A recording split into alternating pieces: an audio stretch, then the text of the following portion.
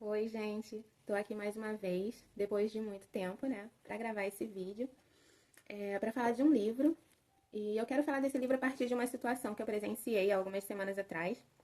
Eu estava num ponto de ônibus e do outro lado da calçada vivia um grupo de pessoas, pessoas em situação de rua. E aí eu entrei no ônibus e enquanto eu esperava esse ônibus sair, eu fiquei observando pela janela e aí eu vi que ali naquele grupo tinha três crianças com tamanhos bem próximos entre si, duas meninas e um menino. E a menina maior, ela começou a mostrar as suas habilidades, a sua flexibilidade pros adultos, né? Uma menina com muita facilidade de dar piruetas, uma abertura de perna, assim, muito fácil, andando com a postura da ponte, assim, com muita facilidade. E a pequenininha ficou, quando viu que ela estava fazendo aquilo, começou a imitar. Estavam brincando, né? São crianças. E isso me deixou muito reflexiva porque, além de serem pessoas que estão privadas dos seus direitos mais básicos, né, de alimentação, moradia, educação, porque muito provavelmente aquelas crianças nem frequentam a escola, além da insegurança também, né, ainda existe esse estigma da invisibilidade, do não lugar, do não ser, de chegar ao ponto de ser tão invisibilizado que parece que não é uma pessoa, que não é enxergada, né?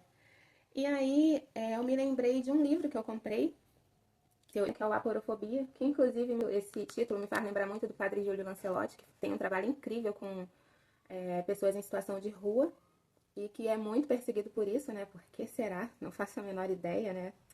Aqui atrás fala justamente sobre a definição dessa palavra, né? E aí tem um textinho que diz assim: é muito difícil entender uma coisa quando não sabemos o nome dela.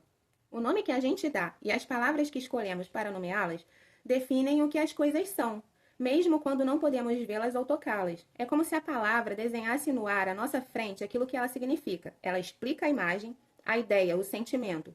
Este é um dos poderes da palavra, traduzir o que sentimos e pensamos. Cara, já parou para pensar que aquilo que a gente dá nome, os nomes que a gente usa para determinadas pessoas, para determinados grupos, isso tem um poder.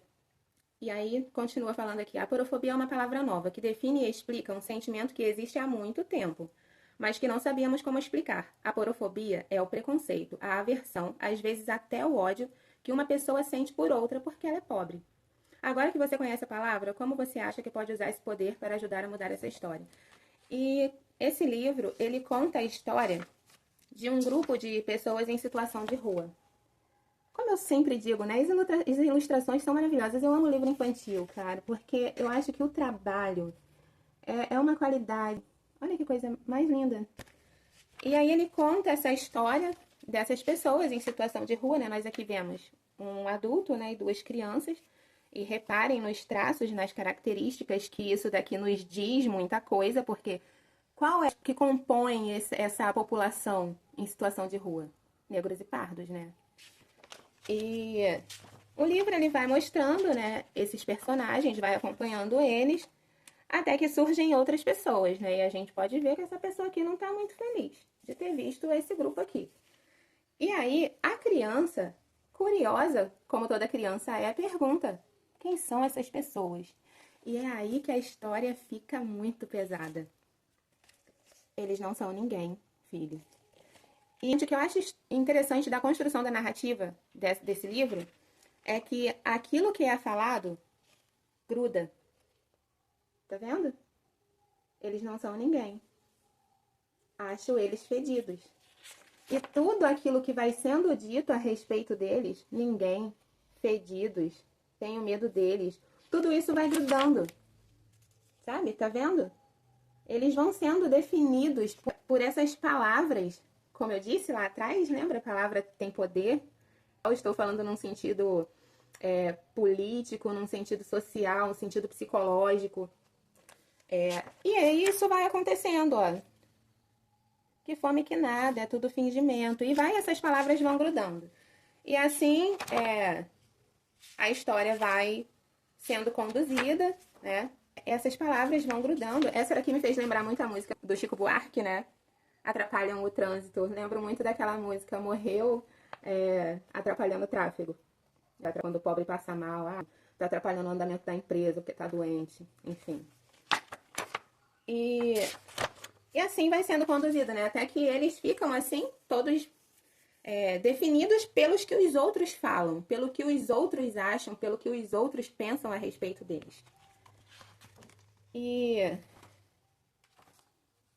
nisso, uma das crianças pergunta: pai, por que eles não gostam da gente? Porque nessa história eles não fizeram nada.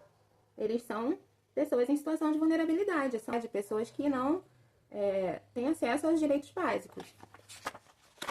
E aí o pai, isso que eu acho muito lindo nesse livro, né? O pai vai tirando essas palavras, desgrudando essas palavras, se limpa de todas elas.